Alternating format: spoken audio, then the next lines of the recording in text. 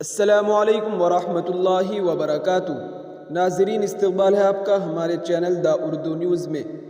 غزہ میں 4 روزہ جنگ بندی کے دوران معصوم بچوں کی ایک ویڈیو سوشل میڈیا پر وائرل ہو رہی ہے، جس میں انہیں جنگ ختم کرنے کا مطالبہ کرنے کے ساتھ اپنی پڑھائی کے خواب کی بات کرتے دیکھا جا سکتا ہے۔ بچے غزہ میں جنگ کے دوران درپیش مصائب کا بھی ذکر کر رہے ہیں۔ العربیہ کی ایک رپورٹ کے مطابق بچوں کا کہنا ہے کہ انہوں نے ہمیں تعلیم سے محروم کر دیا، انہوں نے اسکولوں کو نشانہ بنایا، ہم پڑھنا چاہتے ہیں اور اسکول جانا چاہتے ہیں، مگر خوف یہ ہے کہ کوئی بم ہمارے سروں پر آ گرے گا۔ یہ الفاظ غزہ کے ان مصیبت زدہ بچوں کے ہیں جو 50 دن سے جنگ، بمباری، قتل و غارت گری، بھوک، پیاس اور بنیادی انسانی ضروریات سے محروم ہے۔ غزہ کی پٹی پر اسرائیلی بمباری کے 48 دنوں کے دوران صورتحال پر بات کرتے ہوئے ایک لڑکی نے کہا کہ انہوں نے ہمیں پڑھنے سے محروم کیا اور تعلیم سے محروم رکھا ہے۔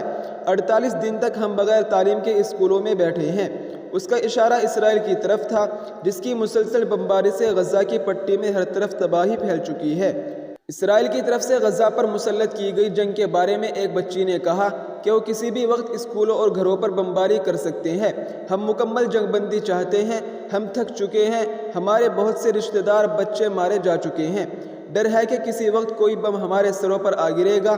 قابل ذکر ہے کہ اسرائیل اور حماس کے درمیان جنگ بندی جس کا آغاز ہو چکا ہے اور دونوں فریقین نے یرغمالیوں کی رہائی شروع کر دی ہے۔